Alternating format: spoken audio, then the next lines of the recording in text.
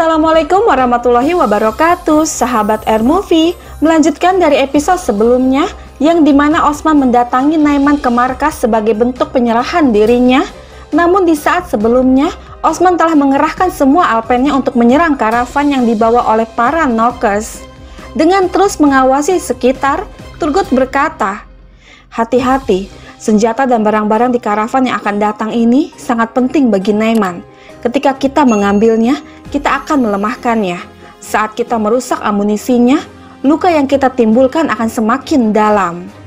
Dan Boran menjawab, "Insya Allah, Turgut Bey, insya Allah." Kemudian dengan aba-aba dari Turgut, mereka mulai menyerang karavan tersebut. Sementara itu, di markas para Knockers, ritual tengah dilakukan oleh Kamsi Dukun Naiman untuk mengetahui apakah kedatangan Osman benar-benar tulus karena penyerahan dirinya atau ada hal lain. Merasa curiga, Naiman memerintahkan pelayan untuk menghidangkan makanan. Kemudian berkata, "Osman, domba ini dimasak secara khusus untuk prajurit khusus. Aku pikir kamu pantas mendapatkan ini." Dan Osman mengatakan, Ewalah, ini suatu kehormatan, Naiman." Lalu Naiman berkata, "Jangan khawatir, aku memotongnya ke tukang daging muslim." Kemudian Osman menerima potongan daging itu dan dengan mengucapkan basmalah, dia pun menyantap makanan tersebut. Lalu berkata, "Jadi, katakan padaku, apakah agamaku menjadi masalah bagimu?" Dan Naiman menjawab, "Seorang muslim yang taat kepadaku tidak masalah bagiku." Lalu Osman bertanya, "Bagaimana dengan Ghazan Khan? Apakah menjadi masalah bagimu untuk memiliki kepala negara muslim?" Dan Naiman menjawab, "Muslim di bawah perintahku? Mungkin, tapi tidak di atasku. Ghazan Khan telah membuat keputusan yang berani. Dia akan membayar harga untuk ini. Bagaimana denganmu? Kamu akan melayani seseorang yang bukan muslim. Apakah itu akan mengganggumu?" Dan Osman mengatakan, "Satu-satunya ambisiku adalah kedamaian rakyatku. Siapapun yang aku perlu layani untuk melindungi mereka, aku akan melayani mereka. Jadi, beritahu aku, apa tujuanmu? Apa yang akan kita lakukan dengan Ghazan Khan?" Dan Naiman menjawab, "Untuk saat ini, akan lebih baik dengan cara terpisah. Aku akan membuat jalanku sendiri. Aku dapat melihat jalan itu mengarah ke suatu negara. Aku akan membangun sebuah negara, Osman." Mendengar ini Osman berkata, "Negara? Itu bisnis yang sangat sulit. Jadi, bagaimana kamu akan melakukannya?" Dan Naiman menjawab, "Kekuatan adalah emas. Karavan akan datang. Karavan yang berisi penuh senjata dan juga emas. Itu akan membuatku lebih kuat di tempat ini. Aku akan menjadi negara dengan kekuatan itu." Lalu Osman bertanya, "Apakah kami akan mendapatkan sesuatu dari emas itu?" Dan Naiman menjawab, "Jika kamu akan setia dan melayani dengan baik, emas dan kejayaan adalah milikmu."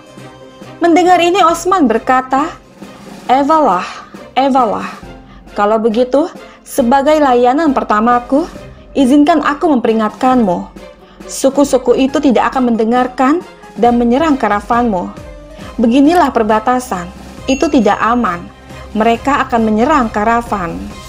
Lalu Naiman berkata, "Tidak ada yang punya cukup keberanian untuk itu." Dan Osman menjawab, "Ewalah, apapun yang kau lihat, itu pantas." Sahabat, kita kembali lagi ke Turgut dan alpen lainnya, yang ternyata mereka telah berhasil menghabisi semua Knockers yang melintas dan mengambil alih semua karavan mereka. Melihat peta yang terdapat di sana, Turgut berkata, "Wah, selamat Alpen. Harta yang kita buru ternyata lebih besar dari yang kita duga." Lalu Boran bertanya, "Turgut Bey, apa ini?" Dan Turgut menjawab, "Ini adalah peta karavan. Itu menunjukkan di mana karavan Naiman berada. Kita akan menemukannya dengan mudah karena kita menemukan ini. Kita akan menghancurkan mereka semua." Mendengar ini Boran mengatakan, "Hei, Masya Allah, katakan padaku Turgut Bey, kita menginginkan satu dari Allah dan dia memberi kita dua. Sayang sekali. Kutan, Turgut Bey, mari kita ajak Naiman untuk membuat gaun dari sutra, oke? Mendengar ini membuat mereka tertawa dengan Turgut berkata, tentu Boran, tentu. Kau bilang jangan membalas, begitu kan? Dan mereka semua tertawa. Lalu Kutan bertanya, tapi Beim, bukankah sutra haram bagi laki-laki? Dan Turgut menjawab, ya, tapi tidak untuk Naiman yang kafir itu. Lalu Gubrus berkata, sekarang hati Naiman terbakar. Dia akan bilang, apa yang aku lakukan salah. Dan Turgut mengatakan, evalah, rencana Osman Bey berhasil.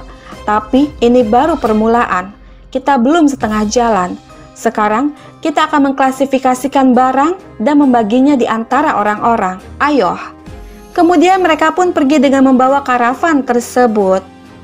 Sementara itu, di Sogub, Ismihan berkata, kau telat Bayindir, dari mana saja kamu? Dan Bayindir menjawab, maafkan aku, Yang Mulia Fede Sultan. Kau benar, tapi seperti yang kau tahu, aku telah jauh dari perdaganganku begitu lama. Aku ingin memeriksa kios dan tokoku. Kita tidak tahu apa yang akan terjadi besok. Mungkin Osman Bey membuat keputusan dan menghancurkan toko dan kiosku. Bukankah dia akan melakukan hal seperti itu? Dia akan melakukannya. Namun Ismihan berkata, dia tidak akan melakukan itu, Bayindir. Sekarang kita berada di pihak yang sama dengan Osman Bey.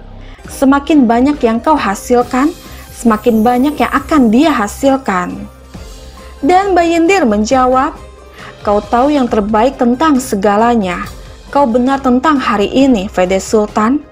Tapi hanya Allah yang tahu masa depan. Kita bermusuhan dengan Osman Bey beberapa waktu lalu.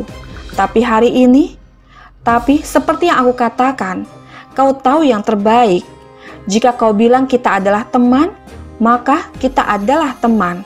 Jika kau bilang kita adalah musuh, maka aku akan menajamkan pedangku. Lalu Ismihan berkata, Naiman tidak hanya akan mengambil kepala Oktembe, Bayindir.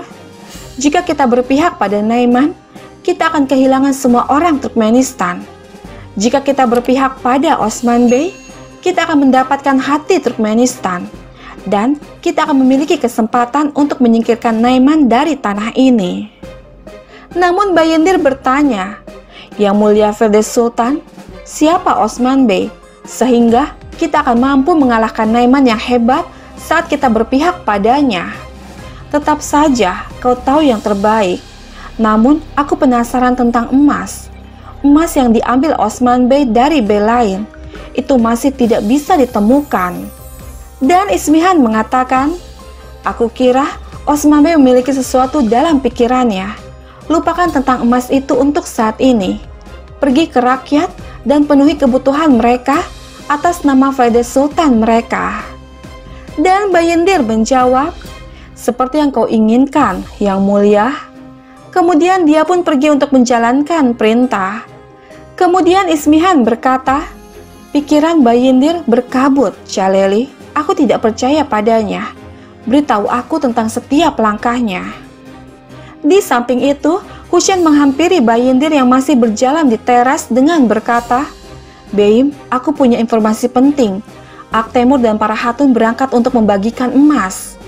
Mendengar ini Bayindir berkata, tentu saja Osman Bey, simbol keadilan. Dia akan membagikan emas tersebut. Bagus, kita akan mengejar emas itu. Sekarang kita berada di pihak kita sendiri, Hussein. Kita akan bekerja untuk kepentingan kita sendiri. Ayo. Kemudian mereka pun pergi dari sana. Sahabat, kita kembali lagi ke Osman. Salah satu nokres datang memasuki tenda seraya berkata, Komandan Naiman, karavan diserang. Mendengar ini membuat Naiman kesal, lalu bertanya, bagaimana kau tahu, Osman? Dan Osman menjawab, ini adalah tanahku, Naiman. Sudah ku bilang, aku tahu yang terbaik di tanah ini. Kau dapat berpikir seperti itu.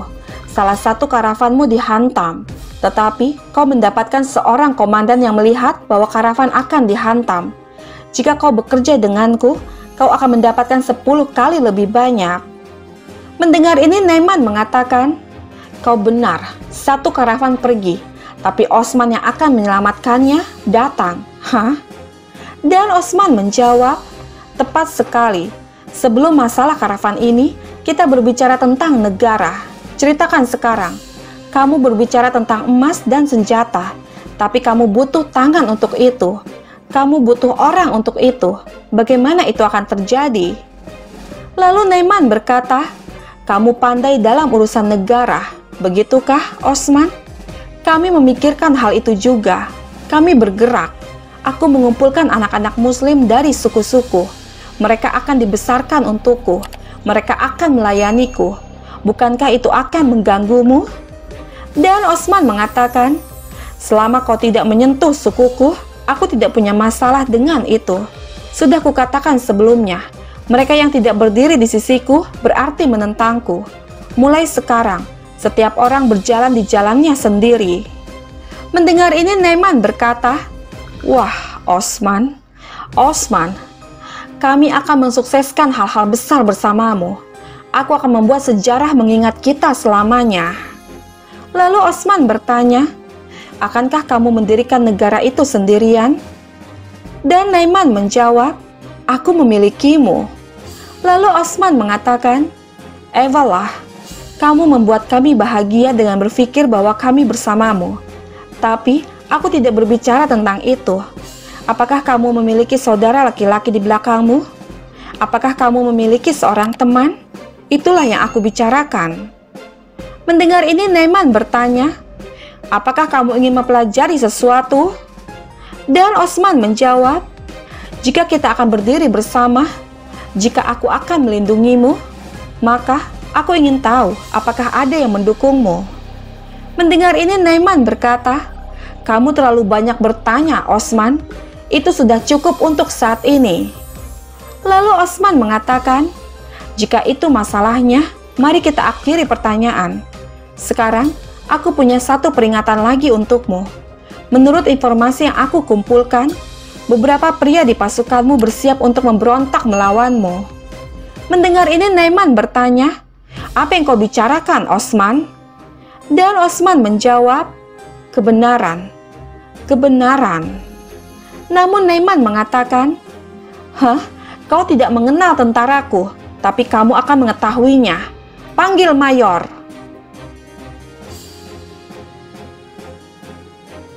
Sahabat, bergabunglah terus bersama kami untuk mengetahui kisah selanjutnya.